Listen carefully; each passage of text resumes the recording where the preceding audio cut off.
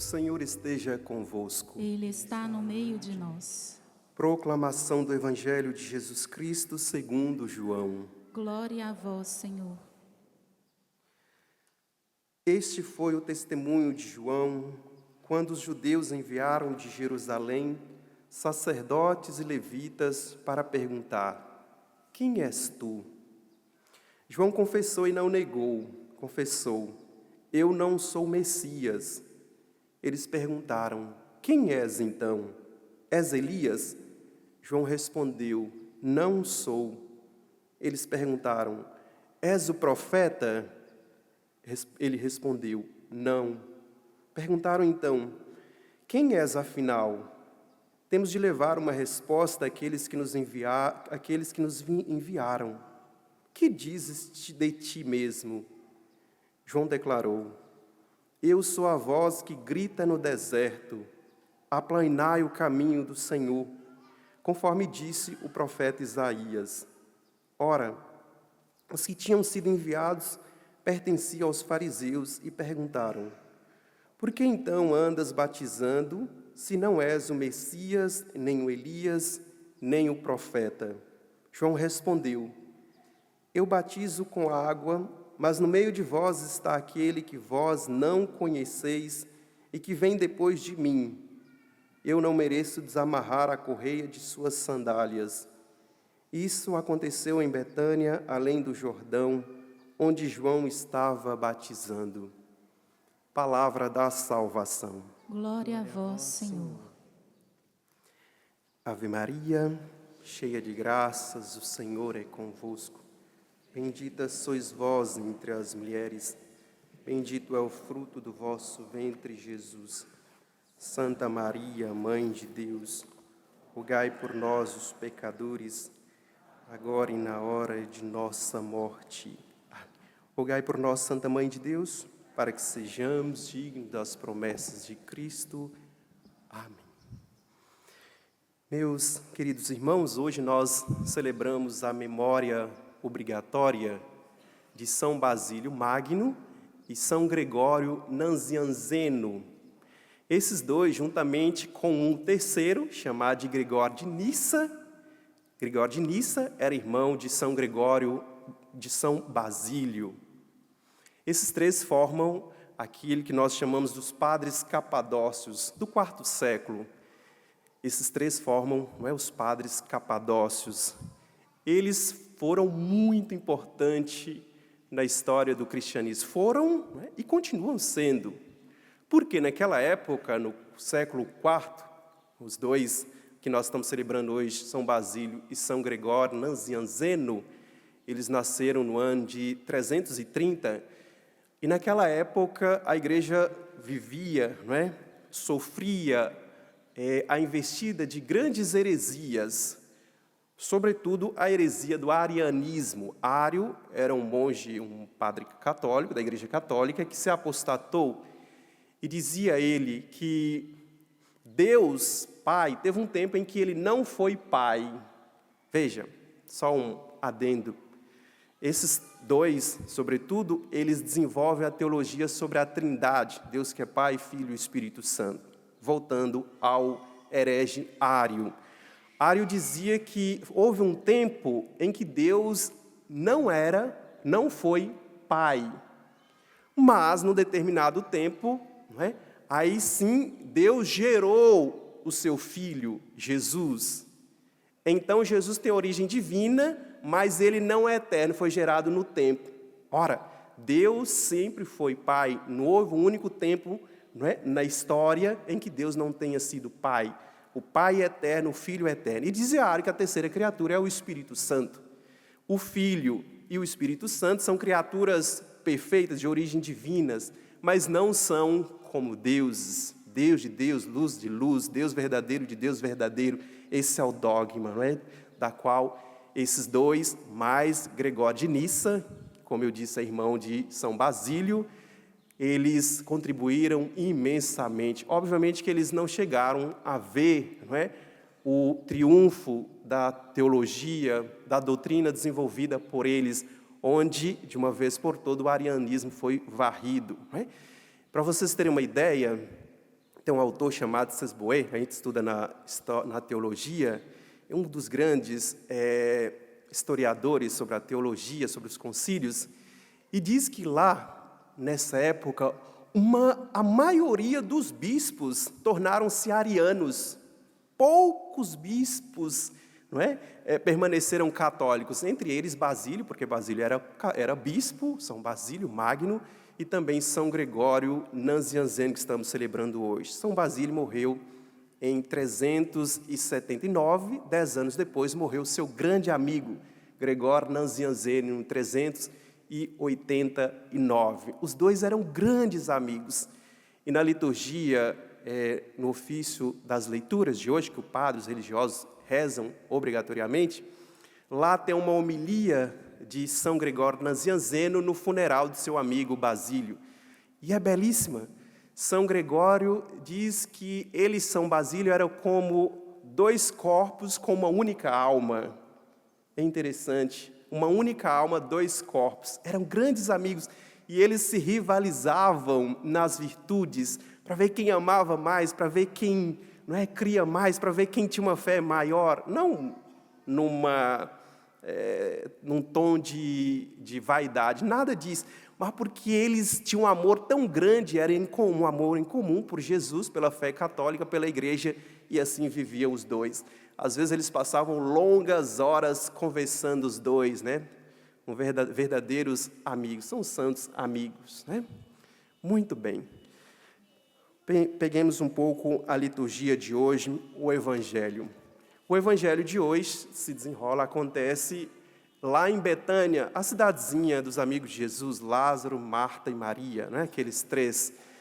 Diz que João Batista estava lá, estava batizando. Então, de Jerusalém, em torno aí de entre 10 a 12 quilômetros de distância, de Jerusalém para Betânia, os fariseus enviaram sacerdotes e levitas para perguntar João quem era ele, se ele era o Messias. E eu quero tomar o Evangelho aqui para ser bastante objetivo. São João, o evangelista, começa dizendo assim: este foi o testemunho de João. Qual o testemunho de João? Bom, chegaram esses sacerdotes e esses levitas e perguntaram: quem és tu? Quer dizer, você é o Messias, o Cristo? Qual a resposta de João Batista? Eu não sou o Messias, eu não sou o Cristo. E eles insistem: és Elias? Não sou, disse João. É interessante que a resposta vai ficando cada vez mais curta. Eu não sou o Cristo, não sou o Elias. E por fim, és o profeta? Não. Quem é João? Então quem és tu? Dizem esses sacerdotes, esses levitas. Nós precisamos levar uma resposta para aqueles que nos enviaram lá de Jerusalém. E aí João Batista responde acerca de si: eu sou a voz que grita no deserto, aplanai o caminho do Senhor, conforme está escrita no profeta Isaías. Eu sou a voz que grita no deserto, aplanai o caminho. Já nós voltamos aqui. Então veja, João Batista sabe exatamente quem ele é. João Batista não é alheio acerca de sua identidade, de sua missão. E por que ele sabe quem ele é de forma inequívoca? Porque antes de conhecê-lo, ele conhece Jesus. Preste atenção nisso daqui. João Batista conhece Jesus. E porque conhece Jesus, conhece a si mesmo. Todo mundo que não conhece a Jesus, em algum grau, é alheio a si mesmo. Em algum grau, é alienado sobre a sua verdade. Não se conhece de verdade. Repito. Quem não conhece Jesus de verdade não conhece a si mesmo. A psicologia, as ciências sociais, elas não são suficientes, as ciências humanas não são suficientes para explicar na sua totalidade quem nós somos. Quem não conhece Jesus, em algum grau, é alheio sobre a sua verdade. Eu vou dar um exemplo muito simples, Como padre, a gente escuta bastante confissão, Escuto muitas confissões. Se tivesse algum padre que ia concordar comigo, certamente tem algum acompanhando pelos meios de comunicação. Mas é interessante, às vezes chega pessoas no confessionário, não porque ele teve a iniciativa própria, arrependido de seus pecados, foi se confessar, Mas por quê? É o homem que a mulher diz, vamos confessar, né? Passou o Natal há pouco, né? Se preparando para o Natal, vamos nos confessar. Daqui a pouco, não é? Quaresma, vamos nos confessar. E tá bom, vamos. Ou o homem que convida a mulher, mas no fundo, não é? Aquele que foi convidado não estava devidamente convencido, não estava arrependido. E aquela pessoa, às vezes, faz anos e anos. Outras vão, mas não tem muita noção do que é a confissão, vão cruas. E aí chega lá, normalmente o padre faz sempre 2 perguntas prudentes, quando não conhece o penitente. Quanto tempo faz da última confissão? Não é? Isso serve para orientação depois, às vezes a pessoa está se confessando pela primeira vez. E a outra é quanto o estado civil, solteiro, casado, porque tem pessoas que não têm muita consciência de quais são os requisitos para se confessar, às vezes vive junto, enfim, segunda união, enfim, não pode se confessar, entre outras situações. Então o padre faz essas 2 perguntas, quanto tempo faz da última confissão e o estado civil. Muito bem, então o padre diz, pode dizer os seus pecados. Aliás, quando o padre pergunta quanto tempo faz da sua última confissão, às vezes a pessoa faz 10, 15, 20, 30 anos que não se confessa. Então pode dizer os seus pecados, meu filho e minha filha. Padre, olha, eu não tenho pecado, não. Tá, mas o que você veio fazer aqui? Aqui é lugar de confissão. Ah, padre, não sei, mas acho que eu não tenho pecado nenhum. Só que faz 10, 15, 20, 30 anos que a pessoa não se confessa. E aí onde entra a paciência e a caridade por parte do padre, já que a pessoa está ali, para poder instruí-la. E a pessoa que achava que não tinha pecado, anos e anos a fio sem se confessar, quando o padre vai orientando, ela quase que cai o queixo. Aí ela percebe que realmente ela tem pecados que nem ela tinha consciência. Defeitos, vícios que nem ela tinha consciência.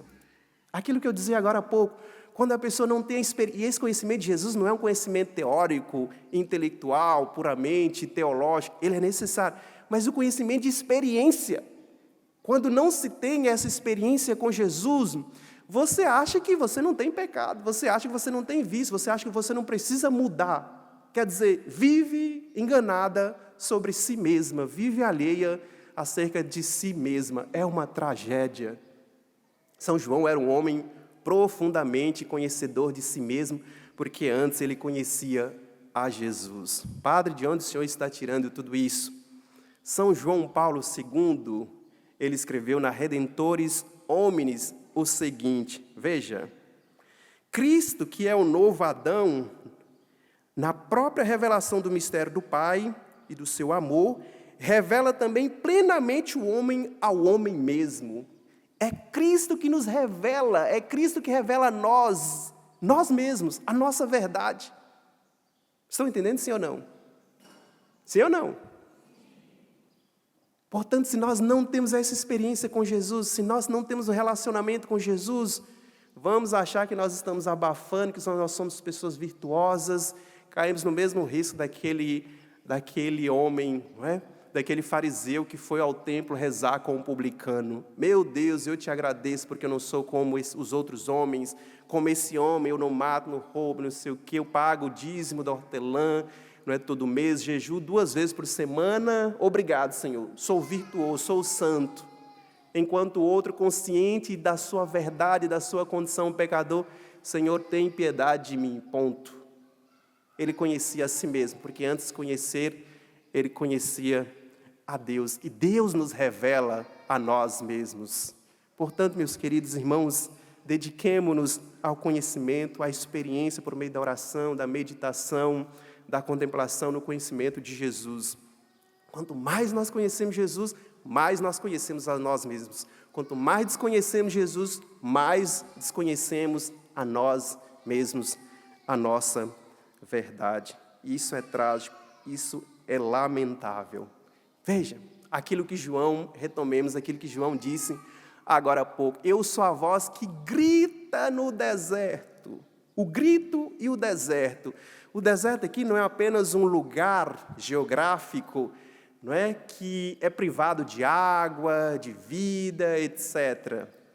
Mas o deserto é tomado pela espiritualidade cristã como um lugar, como a vida espiritual também, algo seco, algo árido, sem vida. Então, a voz que grita não é a voz apenas que fala, a voz que interpela, não, a voz que grita. O grito, vocês sabem que é um artifício, que é um recurso para chamar a atenção, não é assim? Sobretudo de quem está distante. Se aqui não tivesse um microfone, esse sistema aqui de som para reproduzir a voz do padre, eu teria que falar, gritar, senão os que estão lá no fundo não me escutariam. Não tem ouvidos, né, que escutam ultrassons, não tem. Teria que gritar. É um recurso para chamar a atenção de quem está longe. E longe de quê? Longe de Deus. A voz de João Batista interpela, grita, chama aqueles que estão distantes de Deus. Quanta gente está, não com o deserto, mas com a própria vida, não com o caminho, mas com a própria vida, cheio de montanhas, cheio de buracos, de lacunas, e é preciso ser aplanado. E esse aplanar aqui é conversão mesmo, é mudança de vida, é retirar tudo que não presta, tudo que é entulho está formando essa montanha, ou que está formando essa lacuna, esse buraco. A igreja, por meio da liturgia, todos os dias nos interpela, grita aos nossos ouvidos, nos chama à conversão. Escutemos a voz de João Batista, mais do que isso, escutemos a voz da igreja, a voz do Senhor, que nos chama à conversão. Durante todo o período do Advento, nós fomos interpelados, João Batista fez parte do tempo, e continua a fazer ainda agora no tempo, de Natal.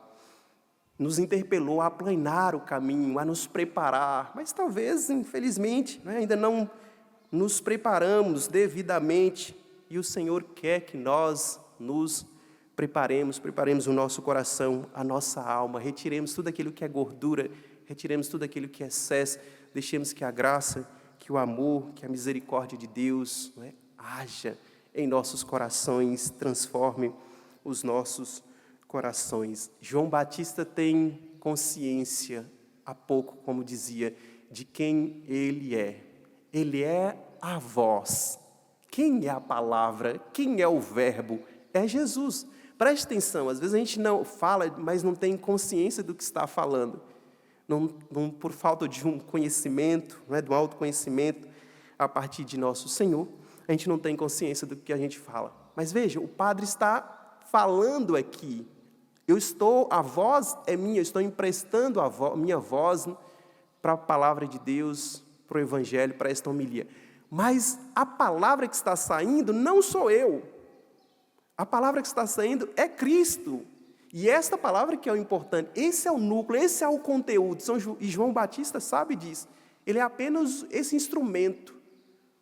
É como uma tubulação por onde passa água, uma adutora, não é? A tubulação ela é importante, ela canaliza a água. Mas qual é o conteúdo principal? É a água. É a água.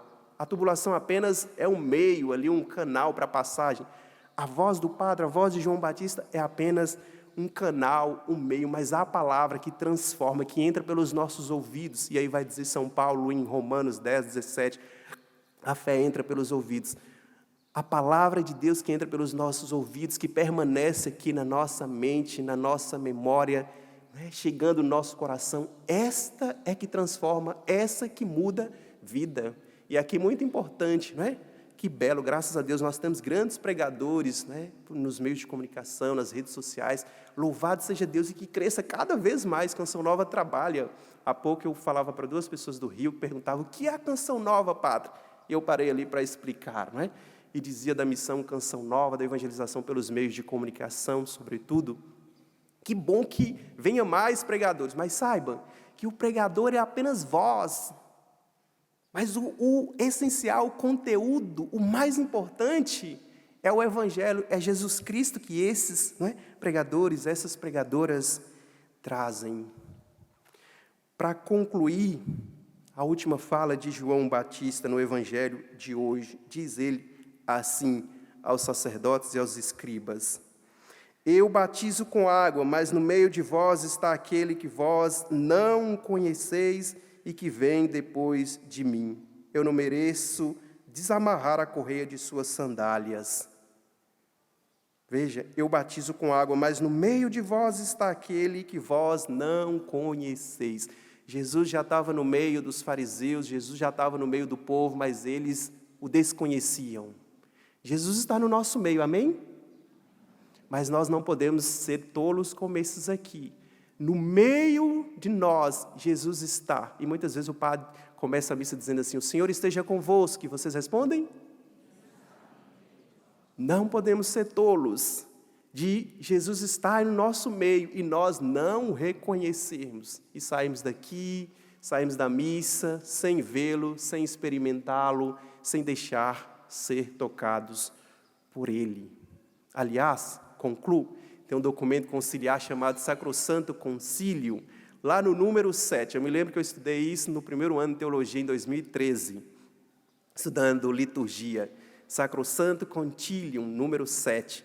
E lá relata as 4 presenças, tipos diferentes de presença do Senhor na missa. Quais são as presenças de Jesus? Só para confirmar isso que o padre acabou de dizer, que Ele realmente está no nosso meio. É a presença por meio do sacerdote, a presença por meio da palavra, presença por meio da assembleia e a presença, essa de forma toda especial, a 4ª, é a presença na Eucaristia. Todas as presenças são reais. Jesus está no meio de vocês. Na assembleia Ele está. No padre, no ministro ordenado, Ele está. Na palavra, realmente Ele está. E por fim, no santo sacrifício. Claro, de forma toda, não é? Excelsa na Eucaristia. Volto a dizer, que nós não saiamos daqui sem reconhecer Jesus, que realmente, que verdadeiramente está em nosso meio. Louvado seja nosso Senhor Jesus Cristo.